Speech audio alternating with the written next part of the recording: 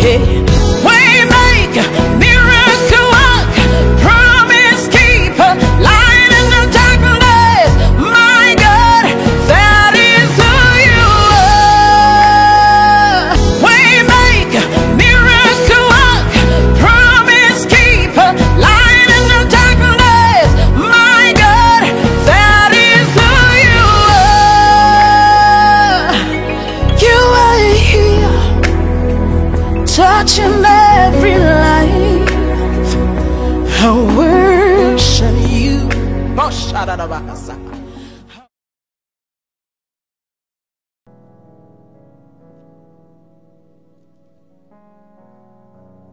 Alléluia. Que le Seigneur soit béni pour ce soir, pour la présence de chacun de nous.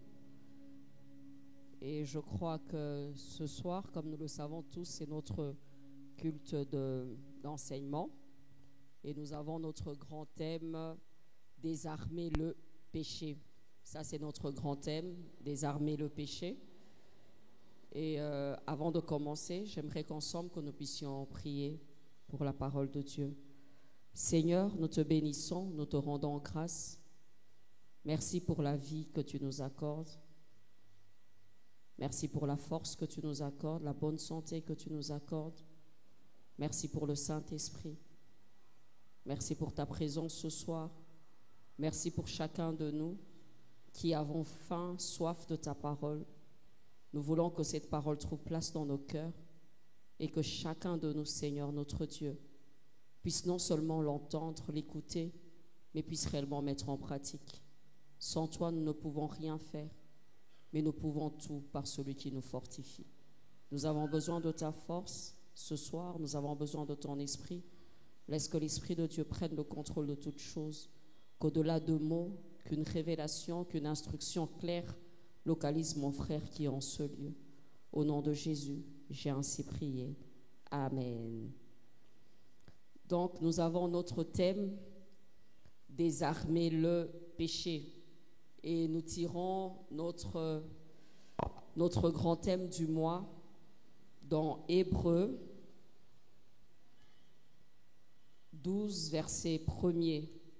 J'espère que nous tous, nous savons, et je veux lire. Nous donc aussi, puisque nous sommes environnés d'une si grande nuée de témoins, rejetons tout fardeau et le péché qui nous enveloppe si facilement et courons avec persévérance dans la carrière qui nous est ouverte. C'est-à-dire, Hébreux 12, verset 1 est notre passage par rapport à ce mois et par rapport à notre grand thème, désarmer le péché. Nous nous sommes plus attelés au deuxième point qui est le péché qui nous enveloppe si facilement. Ainsi, le mot d'ordre, c'est désarmer le péché. Et j'aime bien parce que ça responsabilise chacun de nous à une part. Chacun de nous a une responsabilité. Parce que le péché se vit d'abord d'une manière individuelle et ensuite cela devient collectif. Si chacun de nous est conscient et que chacun de nous a l'arme qu'il faut, les outils qu'il faut, il pourra désarmer le péché dans son cœur, dans son quotidien, et je pense que ça peut épargner plusieurs. Ainsi, pour ma part ce soir, je veux développer un sous-thème, se connecter à Dieu pour désarmer le péché. Se connecter à Dieu pour désarmer le péché. Pour désarmer le péché, nous avons besoin de nous connecter à Dieu. De nous-mêmes, nous ne sommes pas capables de vaincre le péché. Parce que, bien-aimés, peu importe notre spiritualité, notre chair et Satan nous enverront toujours des sollicitations au mal. Et il va toujours nous insuffler des désirs et des mauvaises pensées dans le but de nous pousser à chuter. Nous pouvons être spirituels, nous pouvons être intellectuellement hauts, nous pouvons être de bonne foi, mais bien aimés, si nous sommes humains, notre chair sera toujours là pour nous solliciter vers le mal et Satan le fera. Ainsi, bien aimés, dans notre nature humaine, nous sommes de la nature charnelle, certes, et donc le péché est dans notre ADN. Et la tentation fait partie de notre quotidien. Tous les jours, la tentation fait partie de notre quotidien. Puisque nous n'avons pas encore revêtu le corps glorieux, puisque nous avons encore cette chair bien-aimée, tous les jours, la tentation est à ta porte et sera à ta porte. J'aimerais déjà te dire, Jésus était 100% Dieu et 100% homme, et dans son humanité, Jésus-Christ a été tenté. Mais j'aimerais te dire que oui, il a été tenté, mais il a vaincu à la tentation. Alléluia! Pourquoi? Parce que spirituellement, il était haut, spirituellement, il était aiguisé. Lorsque Satan est venu tenter Jésus, Jésus n'avait pas succombé à la tentation. De la même manière qu'il n'avait pas succombé à la tentation, puisque tu es chrétien, tu as Jésus en toi, cette tentation qui est à ta porte, tu en as la force, tu as la force de pouvoir surmonter, de pouvoir faire face à cette tentation. Alléluia! Donc, dans notre quotidien, tous les jours, nous avons des tentations qui sont peut-être intérieures, externes, je ne sais pas. Toute forme de tentation. Si déjà, nous savons que c'est une vérité bien-aimée, nous avons déjà l'outil qu'il faut. En être ignorant, c'est ça le début de la chute. En être ignorant, c'est le début de la chute. Il y a des gens qui disent que parce que je suis spirituel, donc la tentation n'est pas mon lot. J'aimerais te dire que plus tu seras spirituel, plus tu seras tenté. Alléluia.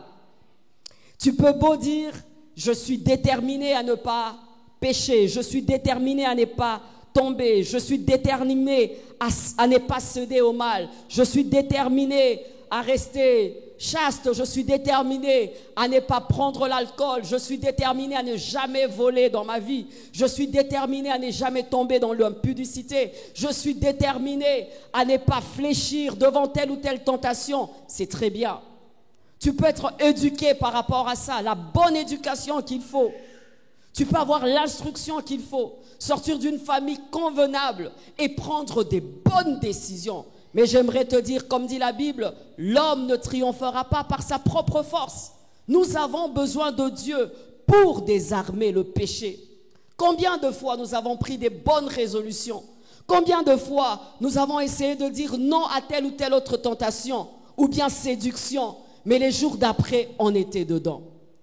Combien de fois dans nos maisons, dans nos familles, on a placé des garde-fous, des barrières, mais des filles bien éduquées qui pouvaient sauter des murs, des garçons bien éduqués qui pouvaient voler. C'est pour te dire que pour vaincre et désarmer le péché, nous avons besoin de Dieu, nous avons besoin de nous connecter à Dieu.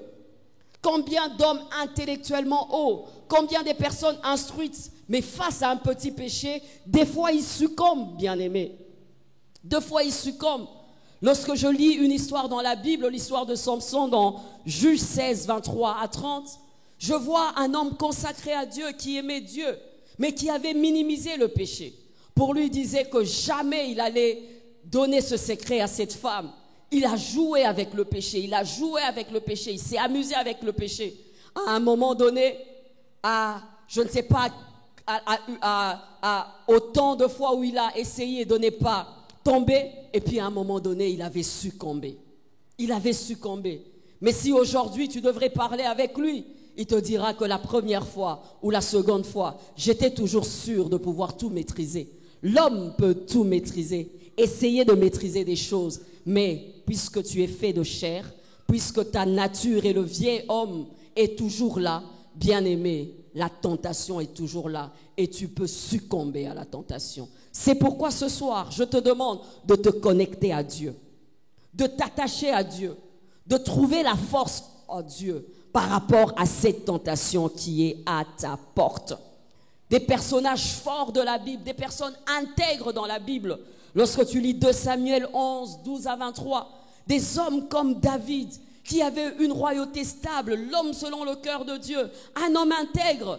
Mais une fois, il s'est retrouvé sur son balcon, et là, il a vu une femme belle qui se lavait. Et qu'est-ce qui s'était passé? Qui se baignait? Qu'est-ce qui s'était passé? David avait succombé à la tentation. Il a pris la femme d'un autre. Non seulement qu'il a eu à prendre cette femme, il a couché avec cette femme, il a eu un enfant avec cette femme, il a tué le mari de cette femme. Mais si tu dois parler à David, si tu dois parler avec David, c'était pas ça son calcul. Il était de bonne foi, il aimait Dieu, il était intègre, il était fidèle, mais il s'est retrouvé au mauvais endroit et je pense qu'il était distrait en ce moment-là. C'était juste un petit péché pour un début. Il a juste convoité la femme. Après avoir convoité la femme, il a pris la femme. Après ça, il a couché avec la femme. Et après, il a fait tuer le mari de la femme. Mais si tu dois demander à David, il te dira, mon calcul n'était pas de tuer Uri. Mon calcul n'était pas de tuer Uri. Bien-aimé, lorsque nous observons des gens comme ça, qui nous édifient dans la parole de Dieu, pour qui Dieu frappe la poitrine, mais en lisant leur histoire dans la Bible, tu te rends compte que ce n'est pas une ligne droite. Il y a toujours des hauts et des bas. Ils sont tombés dans telle ou telle bévue. Donc, nous avons besoin de Dieu par rapport à la tentation, par rapport au péché. Un homme comme Pierre. Pierre a marché avec Jésus. Pierre et toi, vous êtes différents. Tu crois à Jésus, en un Jésus que tu n'as jamais vu. Mais Pierre a vécu avec Jésus. Il savait que c'était le Messie. Il savait que Jésus était fils de Dieu. Il connaissait toutes les normes qu'il y avait autour. Mais bien aimé, toi et moi savons qu'à un moment donné, Pierre avait fait quoi? Il avait succombé. Il avait renié le maître. Alléluia. Pierre avait menti. Et Jésus avait déjà prévenu à Pierre. Mais Pierre a menti. Là, je parle de Pierre, un apôtre de Jésus. Il a menti. Il a renié le maître. Il n'a même pas renié une fois. Il a renié 3 fois, bien-aimé. Pierre, un leader de l'église. Pierre a renié le maître. Je vois un personnage comme Moïse, un grand leader. Il a conduit le peuple d'Israël. Quelle révélation il n'a pas reçue de Dieu? Qu'est-ce qu'il n'a pas vu de Dieu? Des apparitions au mont Sinaï. Qu'est-ce qu'il n'a pas vu? Mais ma Bible me dit que Moïse n'était pas entré en Canaan. Pourquoi? Parce qu'il s'était mis en colère. Et il avait frappé le rocher au-delà. Il s'était mis en colère. Bien-aimé, quand tu regardes et tu lis la Bible, tu te rends compte que nous avons besoin de Dieu pour ne pas succomber, pour désarmer le péché. Ne fais pas du péché ton allié. Le péché n'est pas ton allié. Et lorsque dans ce grand thème nous parlons de désarmer, donc c'est un ennemi qui a l'arme. Et nous devons prendre cette arme. Alléluia. Cette arme qui est braquée sur nous. Cette arme qu'on brandit vers nous. Pas pour notre bien, mais pour notre mal. Ça peut paraître petit, ça peut paraître minime, mais bien aimé, ça peut causer ta ruine, ça peut causer ta chute, ça peut causer la désolation. Regarde les échantillons que je t'ai donnés. Si je te parle de David, ça a amené la mort dans la maison de David. Si je te parle de Moïse, il n'est pas entré en Canaan. Si je te parle de Samson, un juge, un naziréen, mais il était la risée de ses ennemis. Si je te parle de Pierre, qu'est-ce qu'il n'a pas ressenti dans son cœur? Après que le coq eut à chanter, le malheur qu'il a senti dans son cœur, le péché nous fait mal. Peu importe comment il est maquillé, peu importe comment il est présenté, mais le péché nous fait du mal. C'est pour dire que sans l'aide de Dieu, il est impossible de désarmer le péché et de vaincre le diable. La chair aime le péché. Notre chair aime le péché. Notre chair recherche le péché. Notre chair se sent bien quand on pêche. Si tu demandais à la chair, c'est que la chair aime. Ouvre ta Bible dans Galates 5, 19 à 20. Je veux juste paraphraser. Les œuvres de la chair sont l'impudicité, l'impureté, la dissolution, le mal, le vol, tout ça, ce sont les œuvres de la chair. Les œuvres de la chair sont contraires aux œuvres de l'esprit. Notre chair aime le péché. Notre chair aime la convoitise. Notre chair aime l'impudicité. Notre chair aime le mensonge. Notre chair aime ce qui est contraire à l'esprit, ce qui peut même nous faire mal. Mais si tu dois nourrir la chair, et la nourriture de la chair, bien-aimée, c'est contraire à l'esprit. C'est pour dire, des fois le péché est bon pour notre chair. L'impudicité par rapport à la chair, c'est très bon. Alléluia. C'est très bon. L'ivresse, c'est très bon. Le mensonge, mais c'est bien facile. Il suffit de mentir et là tu ne seras pas mis en prison. Il suffit de mentir et tu vas bien t'échapper. Il suffit de coucher avec une femme et combien tu vas bien te sentir. Il suffit de t'enivrer pour oublier tes soucis et tes problèmes. Il suffit de prendre la femme d'un autre et combien tu vas te sentir bien. Ça, c'est ce que la chair aime. Alors je disais, notre chair aime le péché et ne recherche que le mal. Utiliser dans ce cas notre propre volonté ou nos issues pour combattre le péché, c'est utiliser la chair pour combattre la chair. Alléluia. Ne pas dépendre de Dieu pour désarmer le péché. Tu y vas déjà à l'échec. Pourquoi? C'est comme si tu utilisais la chair, qui est ton intelligence, tes issues, tes plans, tes projets, pour combattre la chair. Et dans ce cas-là, tu ne peux pas vaincre.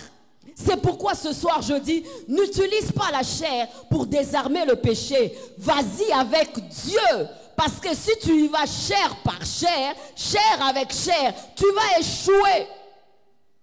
Tes calculs, tes voies, tes issues, c'est ta chair, c'est ton intelligence, c'est tes sens.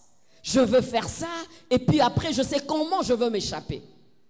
Je veux commencer comme ça et je sais qu'à tel niveau je veux m'arrêter là.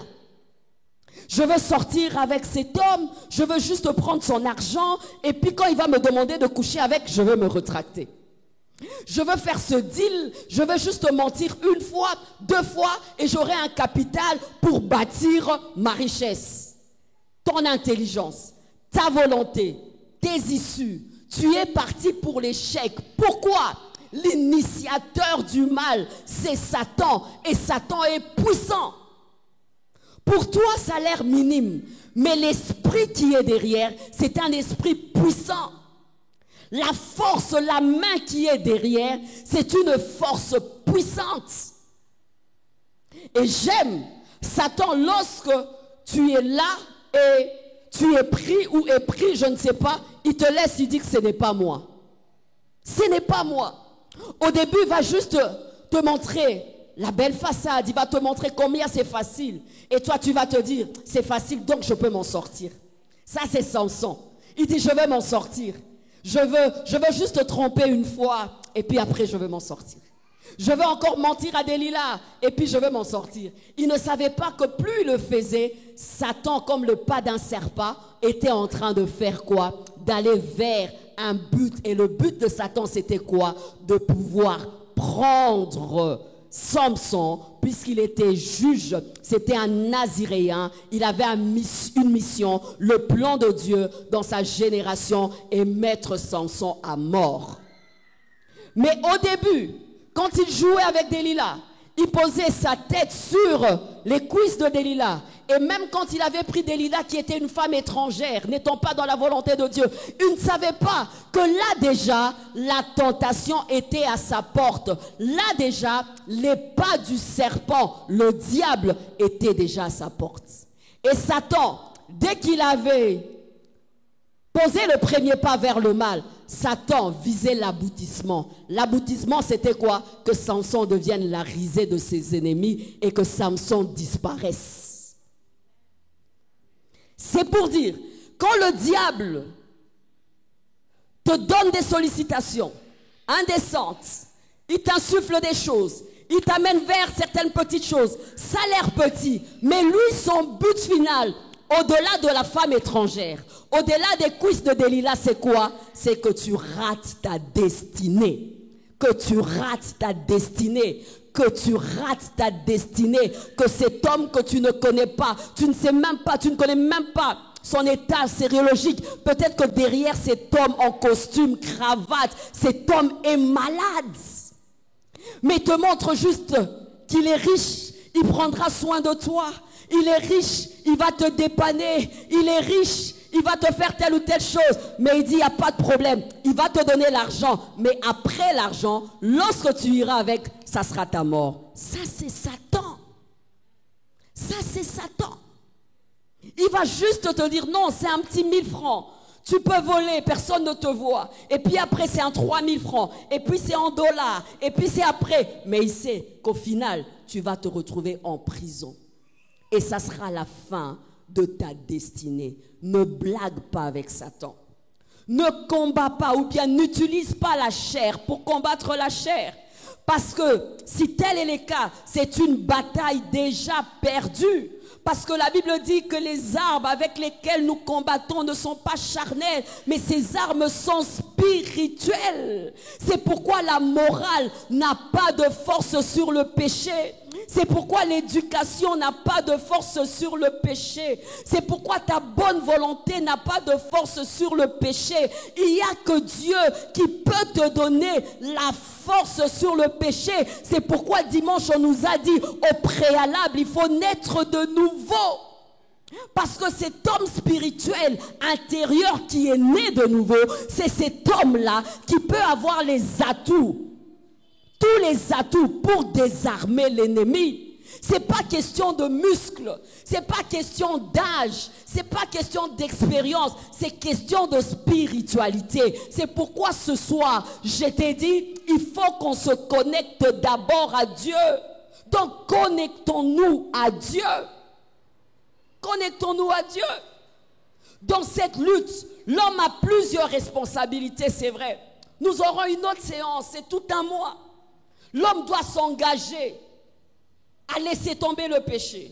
L'homme doit décider à laisser tomber le péché. L'homme doit être résolu pour laisser tomber le péché. Il y a la part de Dieu, mais il y a aussi la part de l'homme. Mais moi, pour ce soir, je voudrais qu'avant toute chose, que je te montre ce que Dieu peut faire pour te donner la force, l'aptitude de pouvoir désarmer le péché. C'est pourquoi ce soir, je ne t'amène pas d'abord à tes obligations, mais je t'amène à comprendre que si tu te connectais à Dieu, déjà là, tu auras l'arme qu'il faut pour désarmer le péché. Alléluia. Alléluia. Alors dans ce cas, pourquoi j'affirme que se connecter à Dieu nous aide à désarmer le péché? Pourquoi j'affirme que se connecter à Dieu nous aide à désarmer le péché? Première chose, parce que en se connectant à sa personne, par la prière, nous avons non seulement sa nature, et nous avons son secours face à la tentation.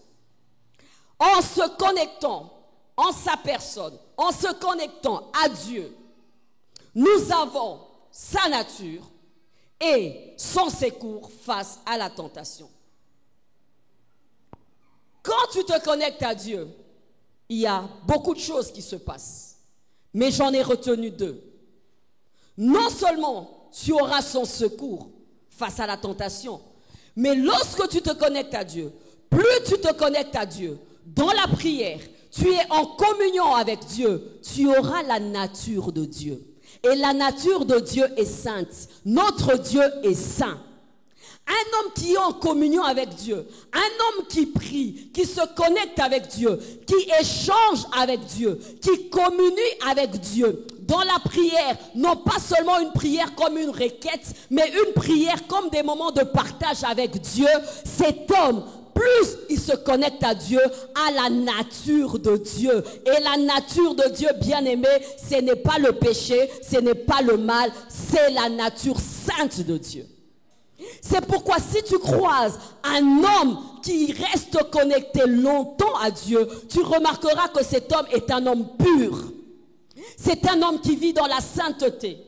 C'est un homme qui craint Dieu. C'est un homme qui obéit à Dieu. Parce que lorsqu'on parle de communion, surtout en grec, on parle du partage. Communion veut dire partage. Et dans partage, dans la communion en grec, c'est d'abord le partage de la nature de Dieu. C'est pourquoi, bien-aimés, nous chrétiens, à l'intérieur, nous ressemblons à Dieu. C'est pourquoi il y a certaines choses qui sont convenables pour les païens, convenables pour les autres. Mais lorsque toi tu le regardes, tu sens l'aversion dans ton cœur. Lorsque toi tu le regardes, tu n'en as même pas envie. Ce n'est même pas que tu as eu même le temps d'être tenté face à cela. Mais dans ton être intérieur, ce n'est plus un gain pour toi. Paul pouvait dire que ce qui était un gain pour moi, je commence à considérer cela comme une perte. Tu verras pour certains suivre la télé avec des films pornographiques et tout, du matin jusqu'au soir. Ils n'ont pas de problème avec ça. Mais quelqu'un qui passe de moments d'échange avec Dieu, de prière avec Dieu, à un moment donné, dans ton cœur, dans ton fort intérieur, c'est comme s'il y a un rejet. Il y a un dégoût, il y a un rejet. Alléluia. N'est-ce pas que l'eau prend l'odeur de son récipient? Alléluia. Prend l'odeur de son récipient. Plus nous restons avec Dieu, nous commençons à avoir l'odeur de Dieu.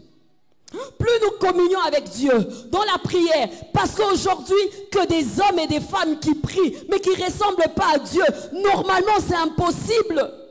Tu ne peux pas prier autant de jours, être un prieur et ne pas ressembler à Dieu. Dieu n'est pas un féticheur, c'est une relation avec Dieu. Nous entrons dans ta présence, certes avec des requêtes, mais nous entrons, c'est pour avoir sa nature, pour qu'il puisse déteindre sur nous. C'est comme si j'entrais dans une salle de peinture où il y avait plein de peintures bleues, sorties de là, que je ne puisse pas avoir la peinture. Sortir de cette salle de peinture, certainement et assurément, sur moi il y aura de la peinture bleue. Alléluia. Que des prières, mais au niveau de la relation. Se connecter à Dieu nous amène à faire quoi? À désarmer cela. Tu vas constater, si tu es un chrétien sérieux, il y a certaines choses que tu as eu à abandonner seulement après un moment de retraite. Il y a certaines choses que tu as eu à abandonner, non pas forcément parce qu'on t'a prêché, mais cet esprit en nous qui crie Abba. Cet esprit en nous dit, ça ce n'est plus pour toi. Ça ce n'est plus pour toi. Alléluia. Tel qu'il est, tel que nous sommes enfants de Dieu, nous ressemblons à Dieu. Passer du temps dans la présence de Dieu nous amène à ressembler à Dieu.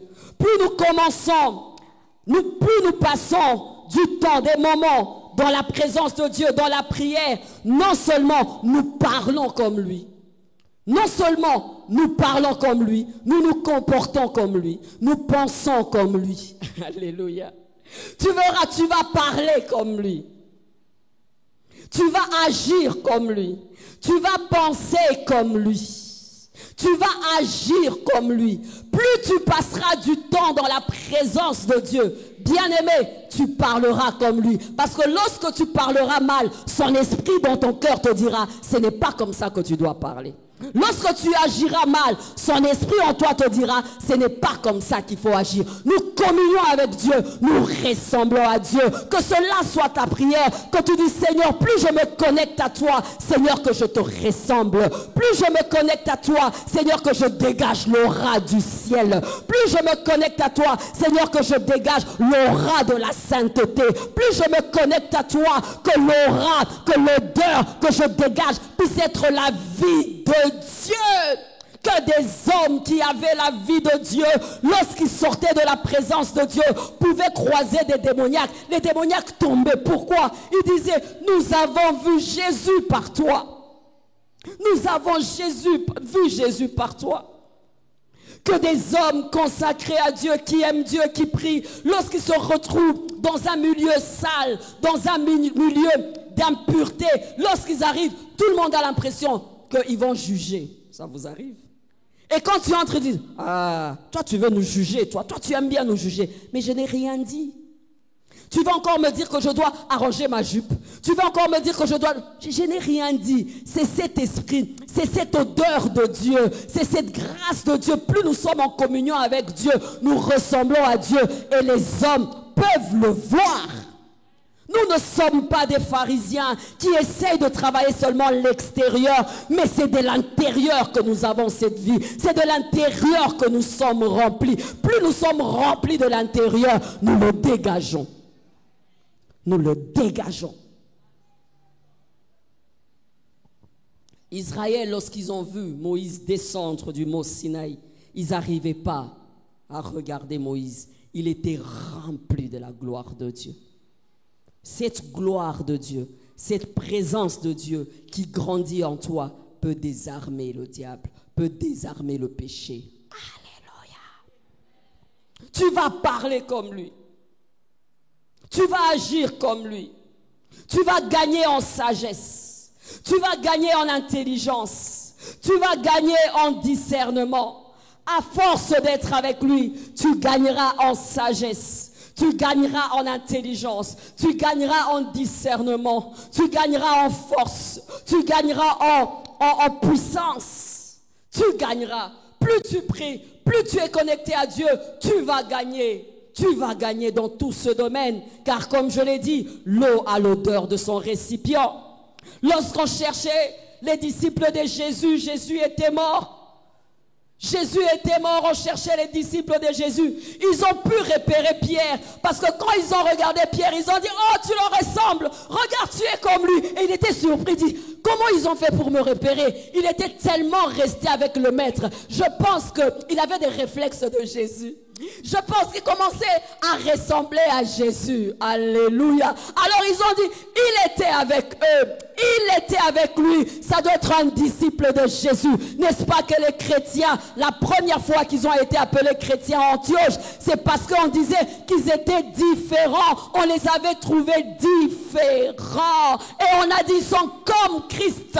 On les appellera chrétiens comme Christ dans le vestimentaire. On m'a pas dit que Christ était sapeur. Comme Christ dans le vestimentaire, on m'a pas détaillé combien et quel look il avait. Comme Christ dans l'intérieur. Mais plus tu es en connexion avec lui, plus tu es en contact avec lui, bien aimé, les gens verront et diront, il est comme Christ. Alléluia. Alléluia. Avant, on n'avait pas besoin de pouvoir dire que nous prions dans telle ou telle église. Il suffisait d'être avec nous quelques minutes et dire, ah, tu es chrétien. On n'avait pas besoin de faire la publicité d'une église. On n'avait pas besoin de dire que nous appartenons à tel daddy pour dire que nous sommes chrétiens. Il suffisait de passer une journée pour voir comment la fille se comportait, comment le jeune garçon converti se comportait, cette vie de sainteté qu'ils avaient par cette communion avec Dieu. On disait, c'est un chrétien celui-là. Aujourd'hui, que des explications. J'ai pris dans telle église, alors mon père spirituel s'appelle tel et toi. Alors, ah, ok, d'accord, donc tu es chrétien. Non. Avant même de donner l'identité de ton pasteur ou l'adresse de ton église, on peut déjà voir l'adresse de Jésus. On peut déjà voir l'adresse de Jésus. Nous amenons les hommes, les femmes à Jésus. Nous amenons les gens à Jésus. Mais c'est par quoi? Notre différence. Mais cette différence naît d'où? De ce moment de prière, de ce moment de communion, de ce moment de partage avec Dieu, où dans la présence de Dieu, le Seigneur lui-même te réprimande, le Seigneur lui-même te reproche, le Seigneur lui-même te dit, tu as trop parlé, mais en parlant beaucoup, tu as blessé l'autre, et dans sa présence, tu dis, Baba, pardonne-moi, Abba, pardonne-moi, ou Dieu dans sa présence, il te dit, tu ne vois pas que tu es une occasion de chute, tu ne vois pas que tu vas vers le mal, tout ça se passe dans l'intimité avec Dieu. C'est pourquoi David disait, Seigneur, sonde-moi, sonde mon cœur, dis-moi où j'ai failli, Seigneur, sonde-moi. Mais ça se passe dans l'intimité. Alléluia. Un roi comme David disait, je précède l'aurore pour te chercher. Mon âme a soif de toi, parce qu'il savait que sa force venait de Dieu. Ne minimisons pas la vie de prière. Ne devenons pas des religieux. Déjà avec des formules magiques, nous allons dans la présence de Dieu. Je vais demander ça à Dieu. Je vais demander ça à Dieu. Deux fois tu entres simplement dans la présence de Dieu. Tu dis, Seigneur, lave-moi. Seigneur, dis-moi ce que je dois corriger. Seigneur, ça va me faire mal. Mais Seigneur, je suis là pour t'écouter. Parce que dans la prière, on ne parle pas seulement. Dans la prière, on écoute Dieu aussi. Dans la prière, on ne parle pas seulement à Dieu. Dans la prière, on fait quoi? On écoute Dieu. Sinon, là, nous monologuons. Non, on dit que nous parlons à Dieu. Il dit, viens, plaidons ensemble. Il dit, invoque-moi, je te répondrai. Mais nous, on regarde seulement, je te répondrai par rapport à la bénédiction. Les choses cachées peuvent être aussi le mauvais cœur caché. Et c'est dans cette présence de Dieu où Dieu te dira, c'est vrai que tu prêches la parole, mais cette parole, tu l'as bien prêchée. Mais est-ce que toi-même, tu mets cette parole en pratique? Et c'est là que Dieu va te dire, les hommes t'ont acclamé, les hommes t'ont loué, les hommes ont dit que tu as bien fait les choses, mais est-ce que moi, je t'avais demandé de faire telle ou telle chose? La vie de prière nous amène à faire quoi? À désarmer le péché, à désarmer le péché. Cette communion avec Dieu. En principe, les chrétiens sérieux, à la fin de l'année ou fin du mois, nous devons entrer en retraite pour dire, Seigneur, le mois était là, c'est vrai, je t'ai demandé des choses, mais Seigneur, dis-moi aussi ce que je dois corriger. Seigneur, sonde mon cœur, dis-moi ce que je dois faire.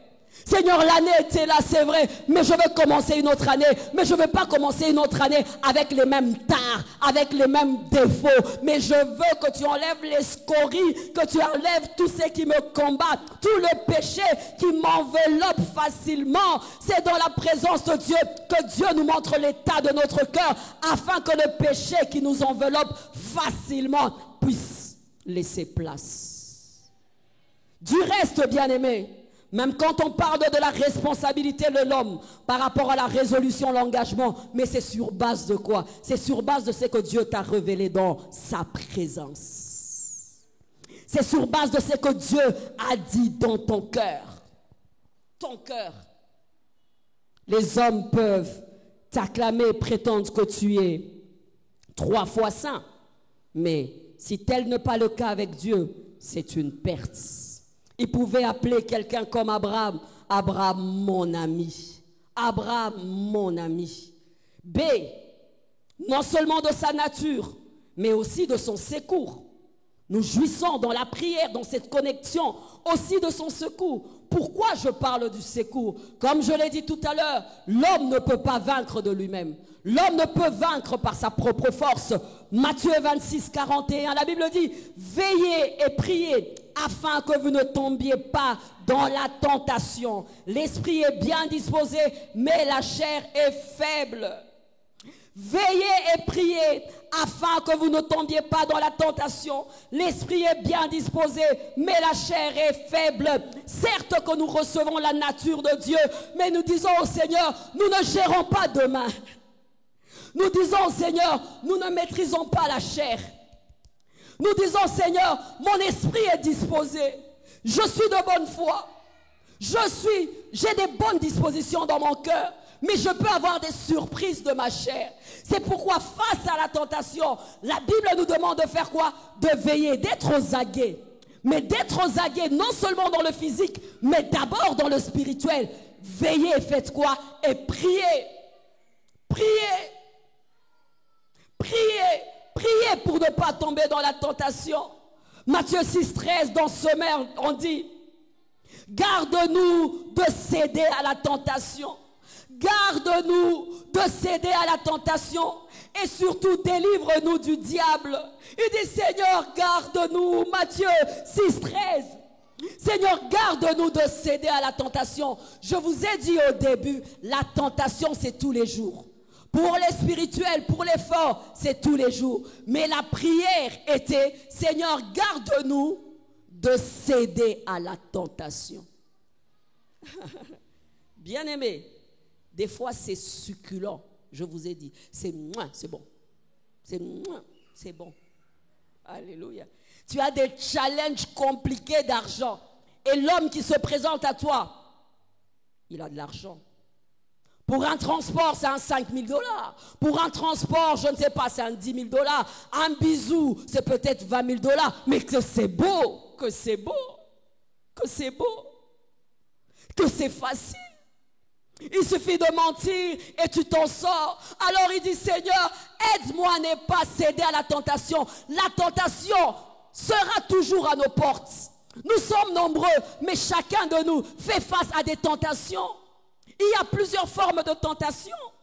Ta tentation ne peut peut-être pas être la même, la mienne, mais bien aimé à ton niveau par rapport à cette tentation. La Bible nous demande de faire quoi? De demander à Dieu la force.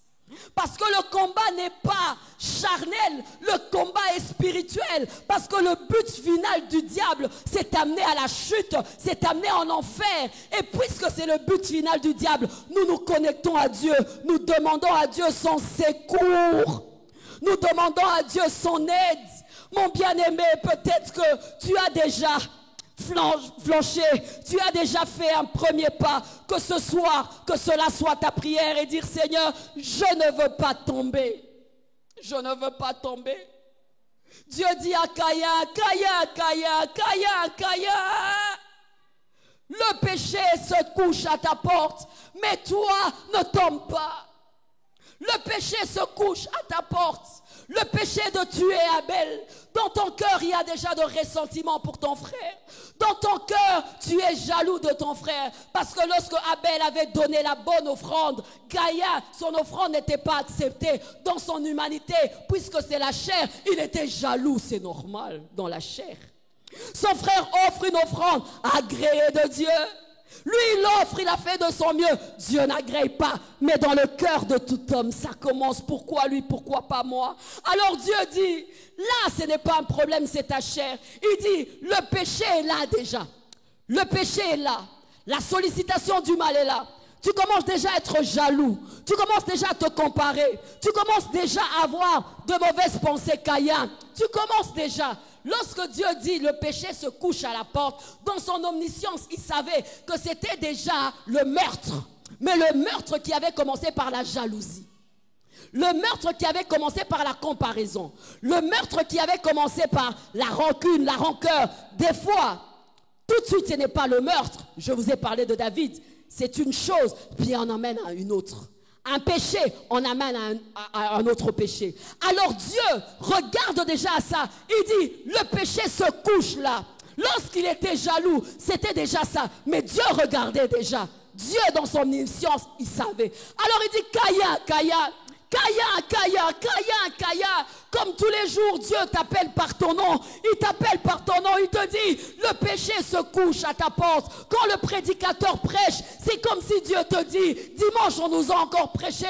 Le péché est là. Le péché est là. Le péché est là. Comme un lion qui attend seulement qu'on ouvre la brèche. Qu'on ouvre la porte. Caïn, le péché se trouve à ta porte. Mais toi ne succombes pas. Toi surplante le péché. Toi ne tombes pas dans la tentation. Toi ne chutes pas malheureusement. Caïn tua son frère. Caïn tua Abel. Alléluia. Alléluia. Alors, lorsque déjà, c'est à ce niveau-là, la Bible dit, veillez. Donc quand tu as déjà de rancœur, quand tu as déjà la jalousie, tu commences, Dieu te dit, veille, veille, veille, veille, veille. C'est déjà mauvais, c'est mauvais, c'est mauvais, c'est mauvais. Et puis après, prie, afin de ne pas faire quoi? Tomber dans la tentation. Un homme pouvait dire, tu ne peux pas empêcher à un oiseau de se poser sur ta tête. Mais tu peux empêcher un oiseau de faire son nid sur ta tête. Tu ne peux pas empêcher à l'oiseau de se poser sur ta tête. Mais faire un nid, ça prend du temps. Tu peux. C'est comme aujourd'hui, je peux te demander, arrête avant qu'il ne soit trop tard. C'est pourquoi, pour arrêter, je venais de te le dire, ta force, tu ne peux pas. Combien de garçons ou des filles voulaient dire non à des copines? Aujourd'hui, je dirais non à ce garçon. Ce garçon aujourd'hui, je dirais non. On m'a prêché, je suis convaincu. Quand vous vous voyez seulement comme ça, oui, je suis venu te dire non. Mais non seulement. Ah, mais tu es bien habillé, hein. Non, je disais seulement non. Mais tu es bien habillé, regarde tes formes. Et puis après, elle se retrouve sur le lit. Et puis après, elle couche avec cet homme. Mais la résolution était de quoi? De faire quoi? De dire non. C'est pourquoi nous avons besoin de la grâce de Dieu. Moi, des fois, je vois plus loin. Même quand vous êtes en couple, priez mutuellement pour vos partenaires. Même quand vous êtes des amis ou bien dans les départements, priez. Jésus disait, Pierre, Pierre, j'ai prié pour toi.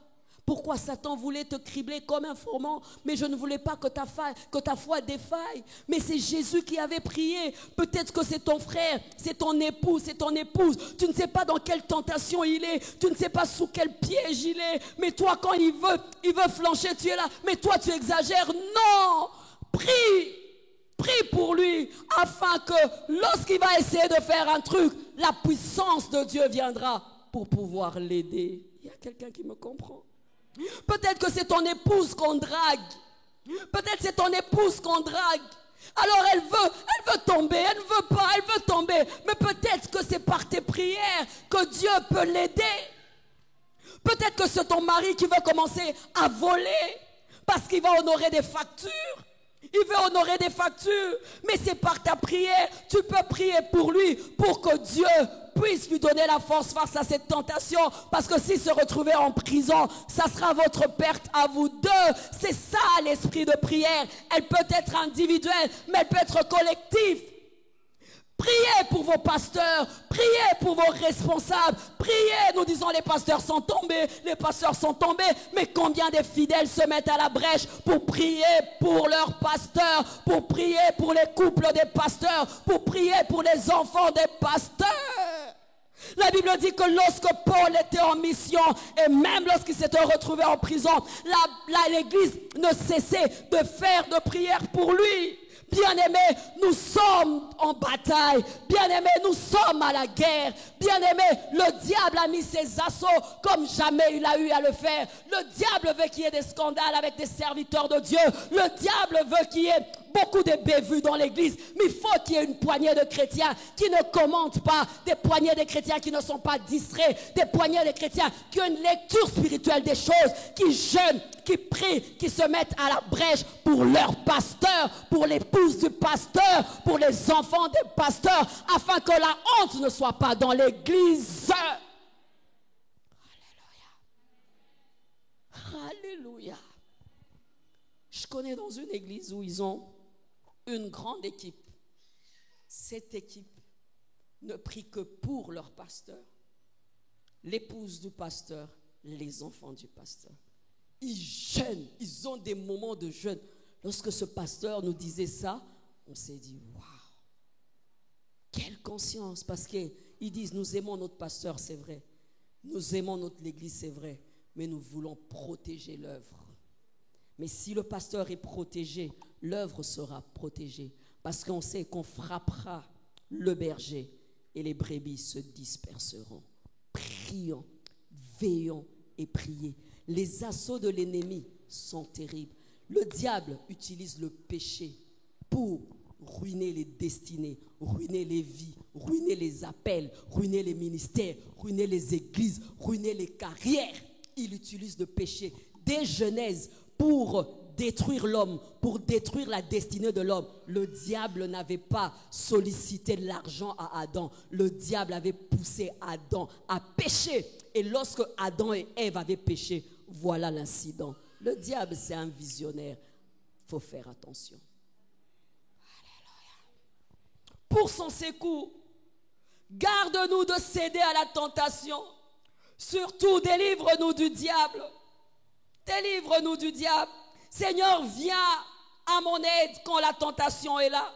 Seigneur, viens à mon aide quand la tentation frappera à ma porte. Seigneur, soutiens-moi afin que je ne cède pas à la tentation. Seigneur, délivre-moi. Délivre-moi des démons, délivre-moi du diable. C'est pourquoi même dans la prière, le modèle de prière de Jésus, de notre Père, il dit, ne nous soumets pas à la tentation. Soumettre à la tentation, ne nous mets pas sous la tentation. La tentation viendra, mais que la tentation ne prenne pas le dessus. Délivre-nous du mal, ne nous soumets pas à la tentation. C'est le modèle type de Jésus. Il donne l'action de grâce d'une part, il donne le modèle pour glorifier Dieu, que son nom soit saint. Mais dans ça, il dit, il y a une prière d'un juste qui dit, ne nous soumets pas à la tentation. Il y a quelqu'un qui me comprend?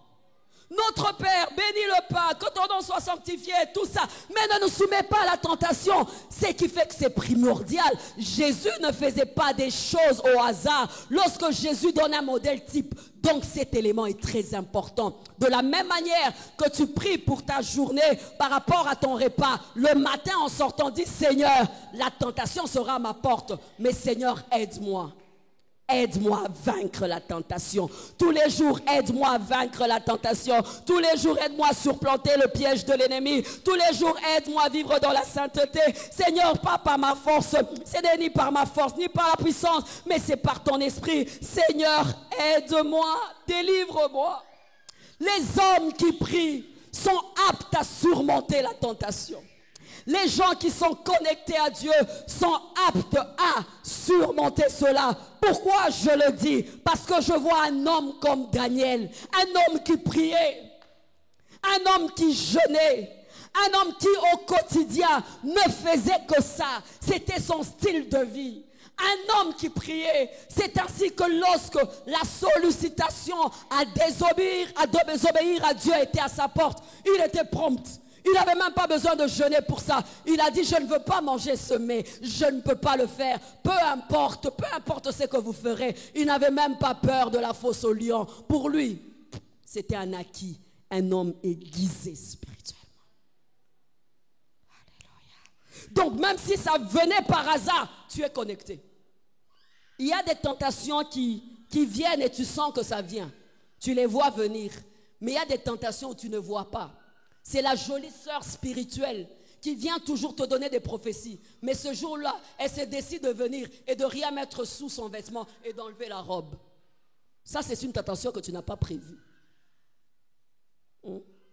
Quand c'est celle-là qui dandine comme ça, là, tu vas dire, ah, celle-là, quand elle vient vers moi, c'est vraiment pour me tenter. Mais celle-là spirituelle, qui donne des prophéties, qui parle en langue, elle entre dans ton bureau, ce n'est même pas programmé. Elle n'a rien mis dessous.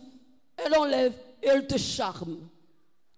Daniel, ce n'était pas le cas. Des hommes comme Joseph, qui avaient déjà cette souche, qui avaient déjà cette racine ancrée du Dieu d'Israël. Lorsque même il était en prison, il était toujours en connexion avec Dieu. De cette connexion, il pouvait encore avoir des songes et des visions, vous le savez tous. C'est pourquoi face à la sollicitation du mal, à la tentation de la femme, de son chef, il n'avait pas succombé. Il était prêt à laisser sa tunique et courir sortir de la nuit. Un homme déjà aiguisé. Dit, Seigneur, aide-moi. Seigneur, équipe-moi. Seigneur, équipe-moi. Seigneur, donne-moi la force. Seigneur, délivre-moi. Ça fait mal, Seigneur. J'ai envie d'y aller. Seigneur, je brûle, comme les jeunes gens aiment bien le dire. Je brûle, je brûle, je brûle. Comment je veux faire pour ne pas coucher avec une fille? Comment je veux faire, Seigneur, je brûle, Seigneur, je brûle. Mais en même temps, lorsque tu brûles, tu dis, Seigneur, je ne veux pas tomber. Je ne veux pas tomber. Mais si nous n'avons pas la bonne information, nous aurons toujours l'impression que, oh non, j'ai des attaques démoniaques, j'ai des attaques démoniaques. La tentation au quotidien pour tous les chrétiens. Mon Jésus, le diable avait osé, venu de son jeûne, un jeûne lourd et costaud de 40 jours. Mais le diable, c'est quand même, il est sérieux, hein. Il dit, je vais quand même aller tenter Jésus. Mais il était tellement, la Bible dit qu'il était rempli du Saint-Esprit. Rempli du Saint-Esprit. Il avait mis le diable hors de son champ. Y a-t-il quelqu'un qui me suit ce soir? Sa nature, lorsque nous nous connectons dans la prière. Cette prière, moi j'amène ça en communion, partage du grec, mais aussi communion, puisque nous avons sa nature, c'est vrai, mais aussi son secours, si nous demandons, parce qu'il nous demande de veiller et de prier pour ne pas tomber dans la tentation. Bien-aimés, nous avons besoin de la grâce de Dieu pour désarmer le péché. Il n'y a pas de diplômés en sainteté. Il n'y a pas des hommes qui sont déjà arrivés. Il n'y a pas de diplôme en sainteté. Celui-là, c'est un diplômé en sainteté. J'aime les hommes quand ils voient les hommes qui parlent en langue, qui prophétisent, ils disent, ah, celui-là, il ne pêche pas. Détrompe-toi.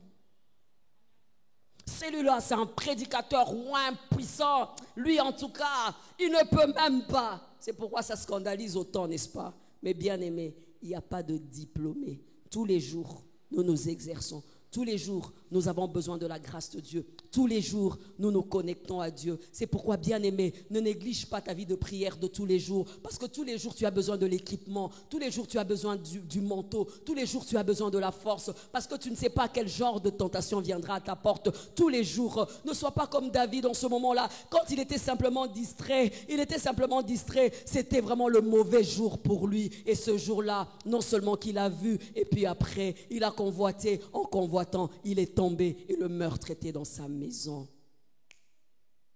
Deuxième chose, parce que, j'affirme pourquoi, parce qu'en se connectant à sa parole,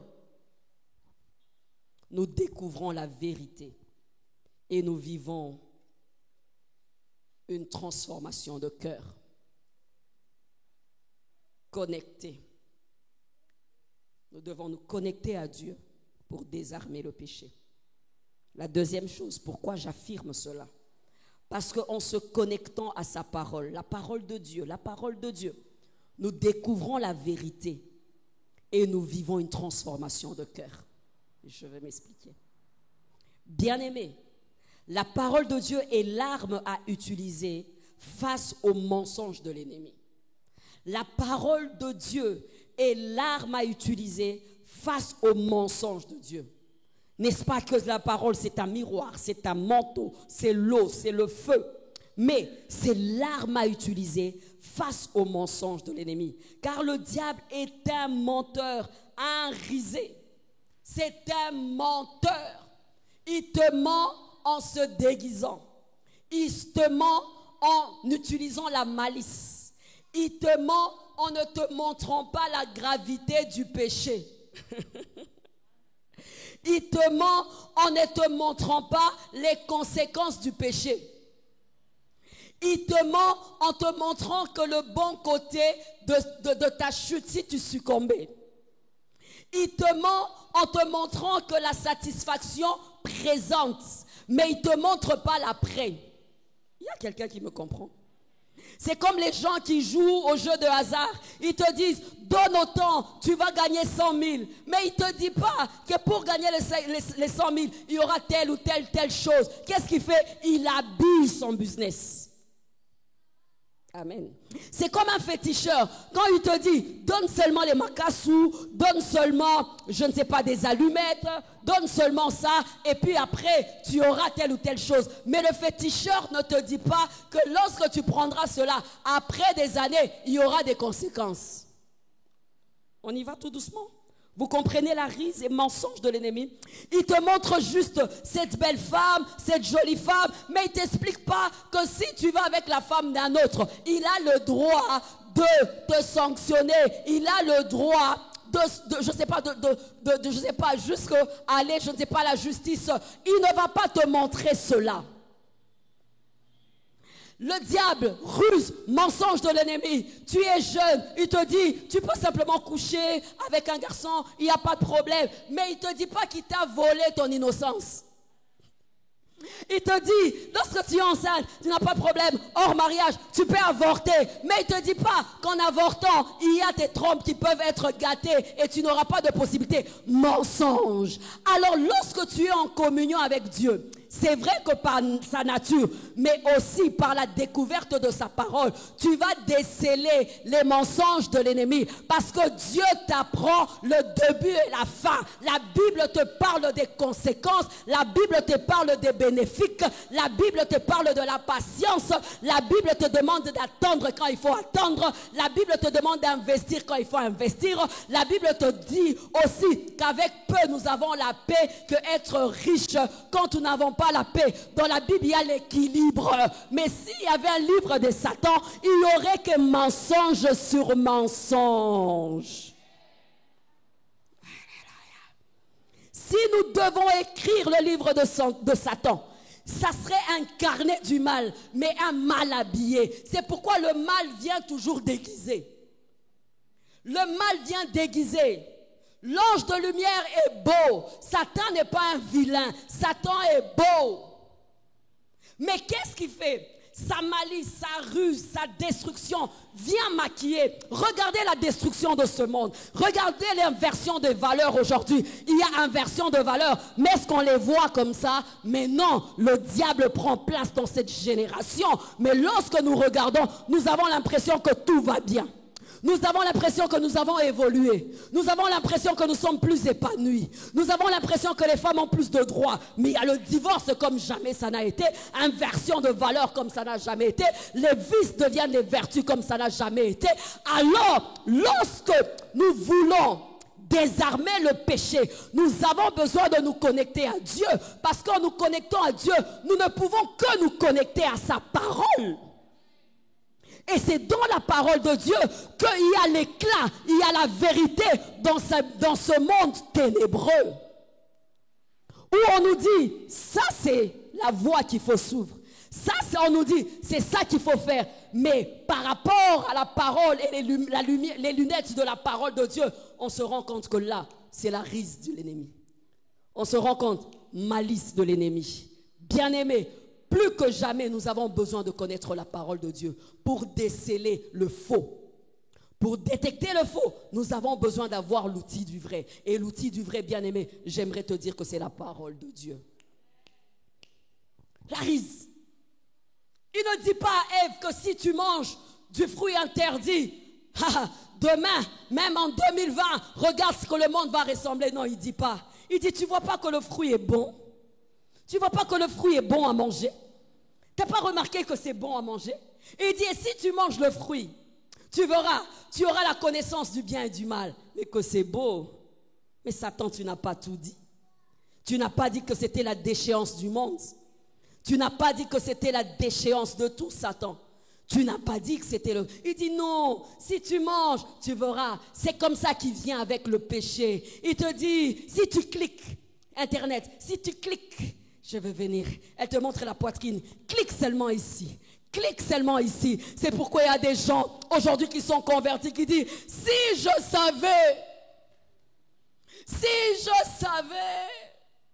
je ne pouvais pas commettre tel ou tel abus. Si je connaissais la parole de Dieu, je ne pouvais pas faire telle ou telle chose avant de me marier.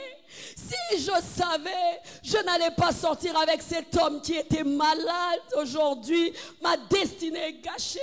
Si je savais, alors tu as la grâce d'en savoir et de connaître aujourd'hui. Vous connaîtrez la vérité vous affranchira. La parole de Dieu est là pour désarmer le péché. Parce que dans la parole de Dieu, on nous donne les clés de la destinée. On montre aux jeunes gens comment avoir un sentier pur, avoir une destinée glorieuse, une femme comment se comporter, un père comment se comporter, une mère comment se comporter, une fille comment se comporter et donner l'équilibre à la vie. Il y a quelqu'un qui me comprend. C'est pourquoi quand on essaie de lire la Bible, nous somnolents. Parce qu'il sait que c'est là. Il sait, en se connectant à la parole la parole de Dieu, nous découvrons la vérité. Nous découvrons la vérité. Pour déceler le mensonge, il faut connaître la vérité. Comment et combien le diable est en train de mentir les gens? Comment le diable est en train de détruire des destinées? Parce qu'ils sont aveugles. Ils n'ont pas la connaissance. L'ignorance. Un peuple qui ignore est sans frein. Un peuple qui ne sait où aller est sans frein. Un peuple qui ne sait pas est sans frein. Ils sont là,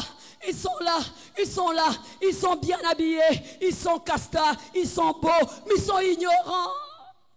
Ils sont intelligents, mais ils font des virus, je ne sais pas pour faire quoi. Ils sont intelligents, mais ils font des bombes pour détruire l'humanité. Elles sont peut-être intelligentes, mais elles vendent leur corps pour avoir de l'argent.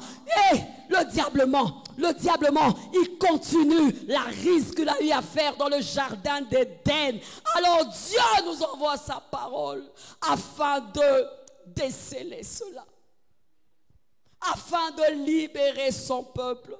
car ceux du peuple qui connaîtront leur Dieu agiront avec fermeté. La connaissance de la loi de Dieu nous permet d'être fermes. Quelle société? Quelle société aujourd'hui? Qui dit vrai, qui dit faux, on ne sait plus. Qui place les normes, on ne sait pas. Sur quoi nous devons tabler pour l'éducation des enfants, on ne sait pas. Sur quoi faut-il tabler pour être une bonne épouse, on ne sait pas. Sur quoi faut-il tabler pour être un bon chrétien, on ne sait pas. Sur quoi il faut tabler sur la décence, on ne sait plus. Sur quoi il faut tabler sur la crainte de Dieu, on ne sait pas. Que des faux docteurs, que de faux pasteurs, que des hérésies qui prennent place, nous ne savons pas. Accorde à cette terre 20 ans, 30 ans, bien-aimé, ça sera libre à toi de faire ce que tu veux. Mais la vérité de la parole, ça nous équilibre encore. Parce que la parole est là pour nous donner des bornes. La parole nous sert de borne. La parole nous sert de borne. Alléluia. Car le diable est un menteur, un risé. Un risé. Il peut de fois lui-même agir ou encore envoyer ses démons. Mais il envoie aussi la supercherie et le mensonge. Pour Judas, on dit que Satan lui-même entra à lui. Il y a des cas comme ça où Satan lui-même. Il y a des cas où ce sont les démons. Mais généralement, c'est la supercherie. C'est le mensonge. Le mensonge. Le mensonge. Le mensonge. Il nous ment encore aujourd'hui. Il te ment encore aujourd'hui.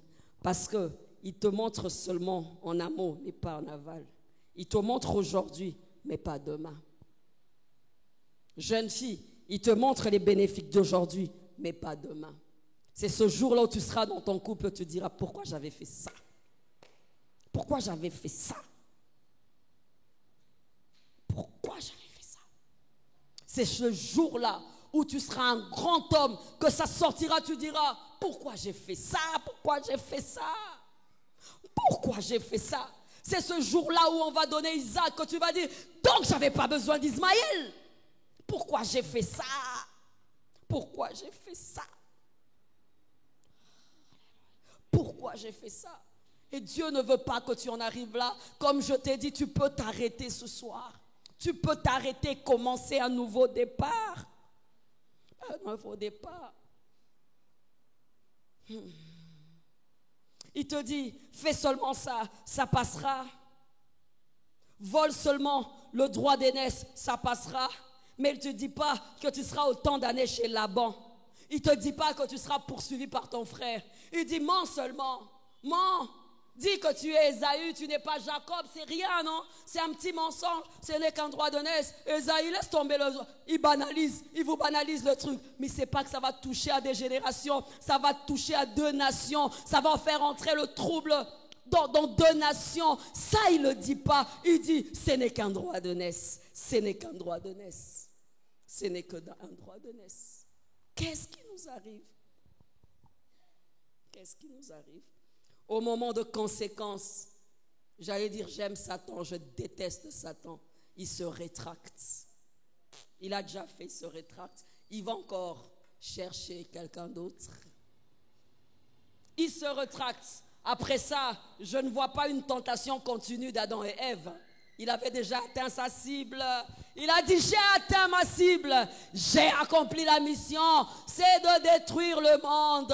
J'ai accompli ma mission de prendre le dessus sur l'homme. Après, je ne le vois pas en train de traîner derrière elle. Il a continué à faire. Dès que les conséquences sont là, il dit, ouh, Nazuyo, loba lisusu.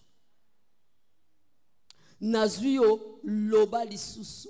Samson, la risée de ses ennemis. Ses ennemis rigolaient. Les Philistins rigolaient. Ils disaient, oh Samson, où est ta force? Samson, où est ton Dieu? Samson pleurait. Il ne pouvait même plus voir. Dans son intérieur, il disait, si j'avais seulement écouté la voix de Dieu. Donc cette femme était là pour me mentir, pour me tromper. Mais quand il avait sa tête posée sur les cuisses de Delilah, il ne pouvait pas imaginer qu'il se retrouverait là, aveugle et sans force. Il ne pouvait jamais s'imaginer là. Et là, les Philistins commencent à jouer avec Samson. Oh, quand les héros tombent, c'est une honte. Tout le monde rigole. Tu es la risée d'un peuple. Toi qui étais la force, le bras de Dieu pour Israël, tu deviens la risée d'un peuple, Samson. Samson était là. Samson dans son intérieur. Il dit peut-être entre-temps, les cheveux, pourquoi je laissais qu'on coupe mes cheveux? Ce n'était qu'un secret. Je pouvais garder. Et le diable jubilait. Le diable jubilait, le diable jubilait, mais j'aime le Seigneur, même en dépit de ce qu'il avait fait. Certes, il était mort, mais à la fin, il a dit, Seigneur, donne-moi une dernière force. Seigneur, donne-moi la force de faire tuer mes ennemis. Dieu dans sa bonté. Il y avait un jeune homme qui prit juste les mains de 2 pas, les côtés sensibles du temple où le temple pouvait s'écrouler. Il avait certainement l'amertume dans son cœur. Il savait qu'il avait déjà déçu Dieu. Mais il dit, je veux quand même essayer. Le Dieu de mon appel, le Dieu d'Israël. C'est trop et trop. Je veux certes périr, mais qu'il périsse avec moi. Pouah, tout s'était écroulé. Tout s'était écroulé. Ils périrent, mais avec Samson.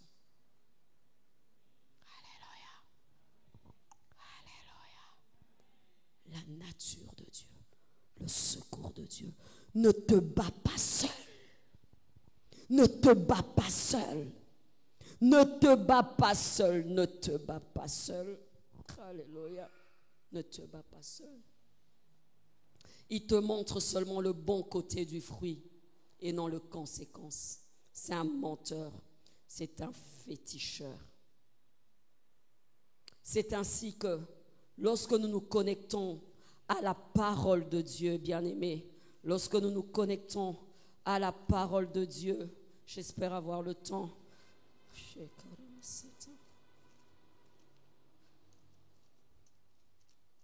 Lorsque nous nous connectons à la parole de Dieu, nous pouvons voir les supercheries de l'ennemi.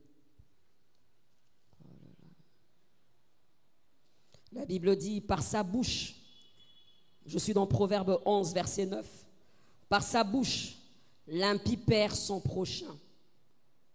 Mais les justes sont délivrés par la science. Dans certaines versions, on dit, mais les justes sont délivrés par leur connaissance. Mais les justes sont délivrés par leur connaissance. Ainsi que lorsque nous nous connectons à la parole de Dieu, nous découvrons la vérité et nous avons la lumière.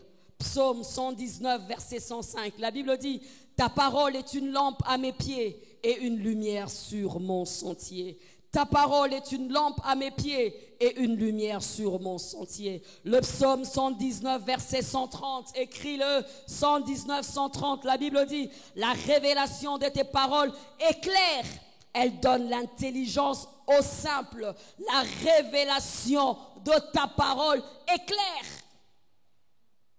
Non seulement que la parole de Dieu est la lampe, une lumière, mais cette révélation est claire. Oh Dieu, tu es bon, tu es bon, tu es bon, tu es bon. Proverbe 6, 23. Car le précepte de Dieu sont une lampe et un enseignement, une lumière, un avertissement et une correction dans le chemin de la vie. Hey! Quand j'ai trouvé ce verset, j'ai juste moi-même dit, wouh! Je relis ça. Jacques attend. Proverbe 6, 23. Car le précepte est une lampe, un enseignement, une lumière, avertissement, correction dans le chemin de la vie. Dans le chemin de la vie, la parole de Dieu, les préceptes de Dieu sont non seulement la lumière, l'avertissement, correction sur le chemin de la vie. Lorsque nous lisons la parole de Dieu, nous sommes en contact avec la parole de Dieu. Je vous ai dit tout à l'heure, non seulement qu'on découvre la vérité, mais ça nous transforme aussi. Cette parole amène une transformation dans nos cœurs. Nous désarmons le péché aussi par la connaissance de la parole qui nous transforme. Lorsque nous connaissons la vérité, nous sommes transformés. Psaume 119, 9, la Bible dit, comment le jeune homme rendra-t-il son sentier pur? Mais c'est en se dirigeant d'après la parole de Dieu. C'est lorsque le jeune homme se dirige d'après la parole de Dieu qu'il sera libéré. La parole de Dieu nous change, nous transforme. Nous connaissons cette vérité, pas seulement une vérité mentale, pas seulement une vérité intellectuelle, mais cette vérité amène une transformation dans nos cœurs. Tous les jours, lorsqu'on nous prêche ici, bien-aimé, le Guilain d'hier n'est pas le Guilain d'aujourd'hui. Bien-aimé, moi d'hier, je ne suis pas d'aujourd'hui. Pourquoi? Plus j'écoute la parole, cette parole me modèle. Plus j'écoute la parole, cette parole m'avertit.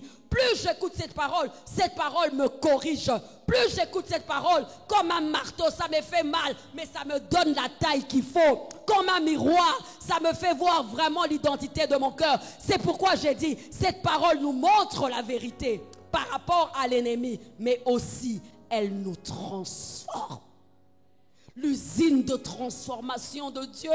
Dans la parole de Dieu, il y a tout, il y a tout, il y a tout. Pour que nous soyons transformés, bien-aimés. Les défauts, les tares dans sa parole. Si la parole est l'eau, ça nous lave. Si la parole est le feu, ça consume ce qui a consumé. Psaume 137, verset 31, la Bible dit, s'il te plaît Jacques, s'il te plaît. La loi de son Dieu est dans son cœur et il ne chancelle pas. Puisque la loi de Dieu est dans son cœur, il ne chancelle pas. La loi de Dieu, la loi de Dieu. David pouvait dire, je sers ta parole pour ne pas pécher contre toi. La parole de Dieu. On se connecte à Dieu par sa parole. Non seulement nous pouvons voir clair, mais aussi parce que cette parole transforme, amène le renouvellement de l'intelligence. Un homme qui lit la parole de Dieu, un homme qui s'applique à la connaissance de la parole de Dieu, a l'arme qu'il faut pour désarmer l'ennemi. Parce que tu sauras ce qui est à faire et ce qui n'est pas à faire. Vous êtes avec moi? Quand tu connais la parole, tu sais ce qui est à faire, ce qui n'est pas à faire. Même quand les autres vont juger que les choses sont bonnes à faire, tu diras, tout m'est permis et tout ne m'est pas utile. Lorsque même le diable viendra, ça sera déguisé, mais tu diras, ça ce n'est pas pour moi. Pourquoi? Tu as la connaissance de la parole. Et la Bible dit que la connaissance de ta parole est claire. C'est une lumière. C'est pourquoi David dit, pour ne pas pécher, je n'ai pas l'arme. Alors, moi je sers ta parole. J'ai toujours ta parole. J'ai toujours les versets, j'ai toujours les promesses. Alors il dit, pour ne pas pécher, je sers la parole. Mais on sert la parole dans le cœur en connaissant la parole. Il ne prend pas une Bible comme c'était à l'époque, tu dois dormir avec. Non, il dit, dans mon cœur, je sers tes préceptes. Je note tes préceptes, je grave tes préceptes, je grave tes commandements. Je connais tes commandements et tes commandements me guident. Vous êtes avec moi? Il y a des gens qui sont bénis ce soir.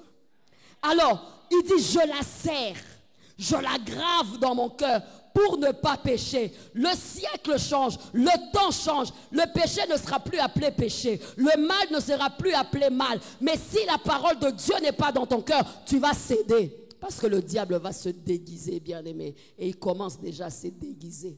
C'est pourquoi des fois quand tu prêches la vérité, ils te disent que ce n'est pas la vérité. Tu es devenu un radical.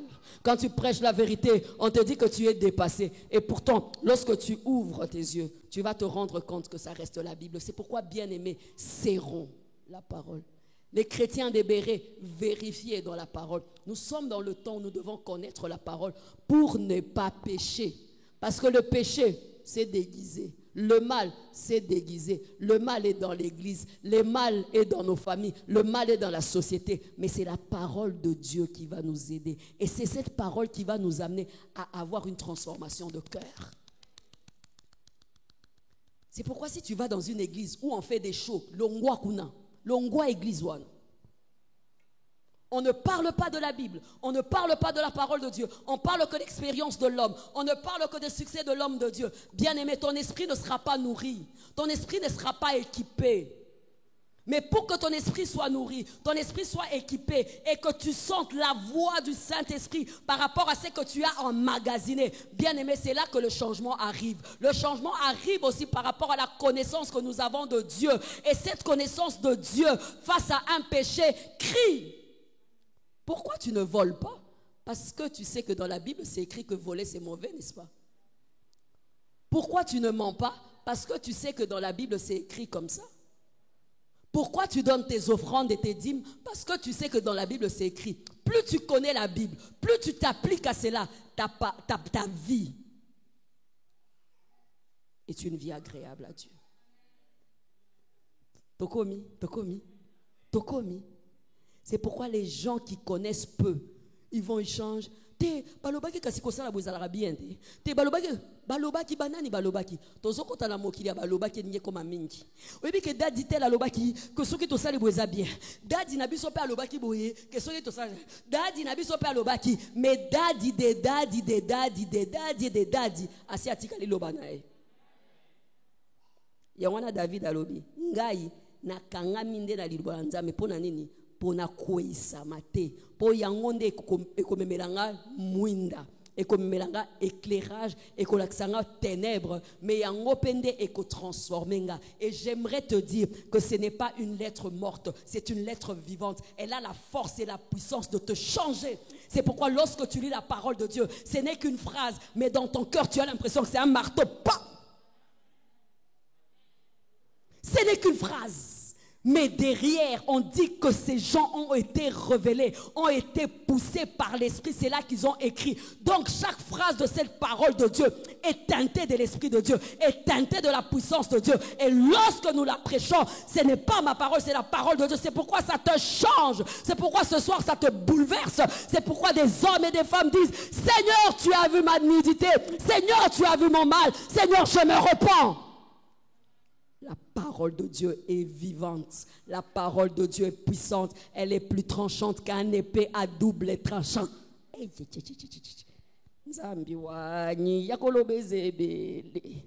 Alléluia, acclame Dieu.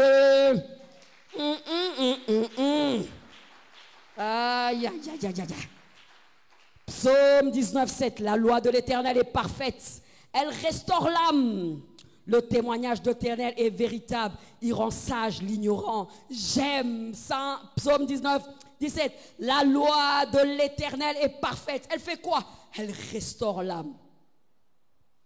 Elle restaure l'âme. Elle restaure l'âme. Que des âmes brimées, que des âmes déçues, que des âmes, je ne sais pas, meurtries. Mais la parole de Dieu restaure l'âme.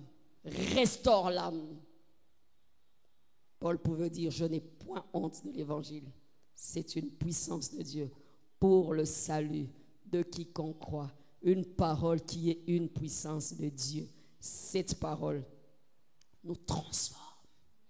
Cette parole nous rend meilleurs. C'est pourquoi des hommes et des femmes qui s'appliquent à la connaissance de Dieu, en principe, doivent être meilleurs en qualité. Amen. Doivent être meilleurs en qualité de vie. Pourquoi? Parce qu'ils connaissent la vérité et ils s'appliquent à la vivre. C'est pourquoi il y a toujours un contraste. On dit, mais yo pe motei, parce qu'on dit, yo motote, donc il faut y aller bien et puis au salé bien. Ou bien, yo motoke dans l'église, mais qu'on se koyoka liloba. Point yo changera te, po batupe ba yebi liloba nza mende changeaka. Eza fable à côté, eza nde liloba nguya. Ah, j'ai tellement à dire là-dessus. Enfin, je laisse ça. Yasuka. Parce qu'en se connectant à Dieu toujours, nous nous connectons à son esprit et nous jouissons de la puissance du Saint-Esprit pour désarmer le péché.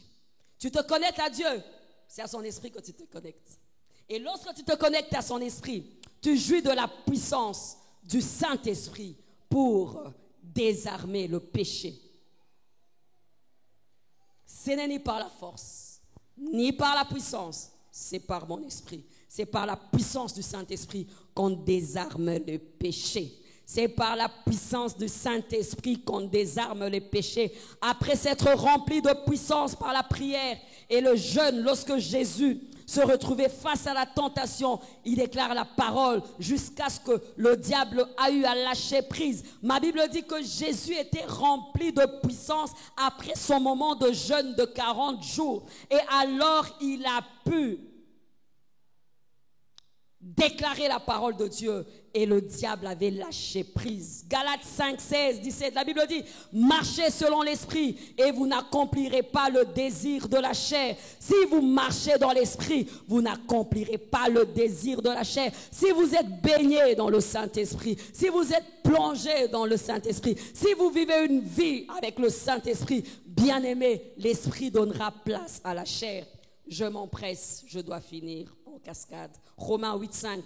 C'est en effet qui vivent selon la chair s'affectionnent aux choses de la chair, tandis que ceux qui vivent selon l'esprit s'affectionnent aux choses de l'esprit de Dieu. Lorsque tu te connectes à Dieu, tu te connectes à son esprit. Et ton esprit te donne la puissance de pouvoir désarmer l'ennemi. Car il y a aussi des tentations qui sont vraiment au-delà de ce que tu peux faire. Ce sont des tentations qui viennent réellement du ténèbre. Et là encore, tu as besoin du Saint-Esprit. Que le Seigneur vous bénisse. Je veux rappeler le pasteur, faute de temps. Acclame bien le Seigneur. Gloire à Dieu. Nous acclamons plus fort. Merci Seigneur. Merci pour ce temps de parole.